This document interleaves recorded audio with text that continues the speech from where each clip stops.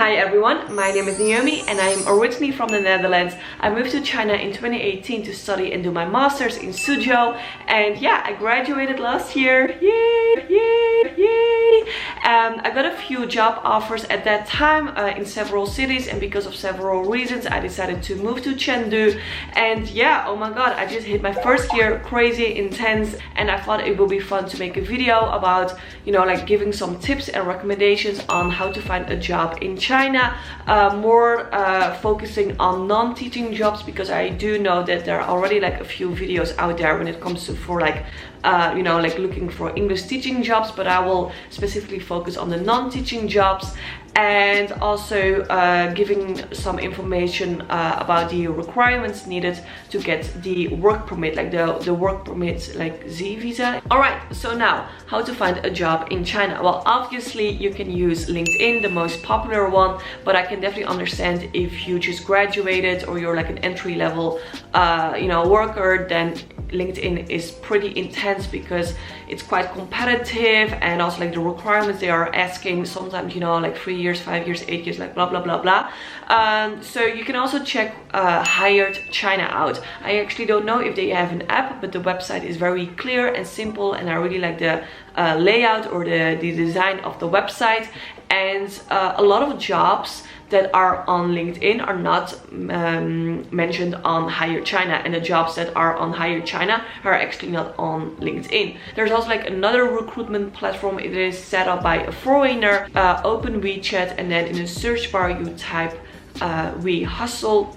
Okay, you're gonna follow that WeChat official account, and voila, then you see like articles out there. And I don't know if they post like weekly, but they do post regularly like these vacancy articles. Whether you are in or outside China, well, personally, you know, it kind of makes sense. If you are in China, then I do think you have higher chance in getting the job, because it just makes everything like easier. Whew, okay, a lot of talking.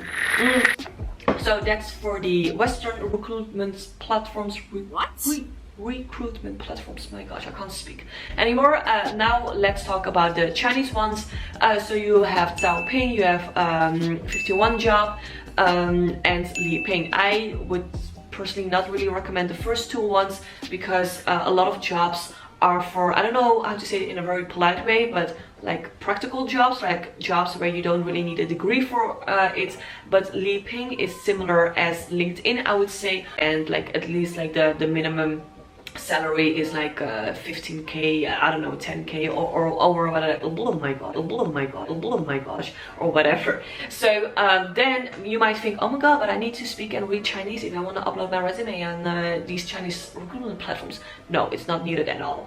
First of all, you don't need to speak Chinese if you want to get a job in China. Of course, it does add great value for yourself, and also for your resume, and also for the company where you want to work. But I know like the majority of the foreign friends that I hang out with and that I know who work here, they don't speak Chinese at all. Like their level is like around HSK 1, 2, it's like jigga kind of level, so it's not needed. And the same counts for like uploading your resume on Liping. Okay, another option is to become first an English teacher, and then maybe you want to, like, you know, make a change and you want to switch jobs.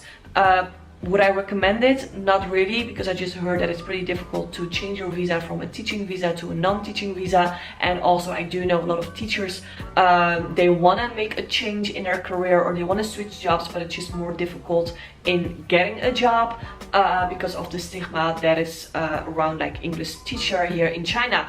Then another option, that one is actually like pretty good, but you just need to have like a little bit more patience, and you know, you have to put a lot of effort in it, is that you will be sent from your home country to China. So it's kind of like the real expat. You will get the real expat package, because that company specifically wants you and is gonna send you all the way over to China, and that often means that you get a higher salary with some really nice benefits. For instance, like free education for your children, free housing, yearly flights, to your home country, and I don't know, like some other benefits.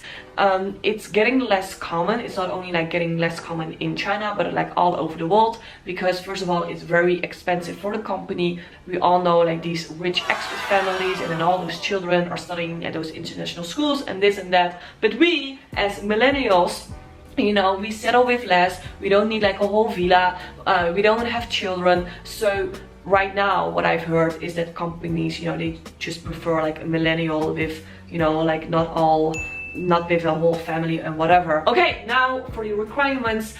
So I know that you do need to have 2 years of work experience and a bachelor's degree if you want to come to China and, you know, like work here. However, they made a change. They implemented like a new rule. If you have done your master's degree in China, then you don't need to have the 2 years of work experience anymore.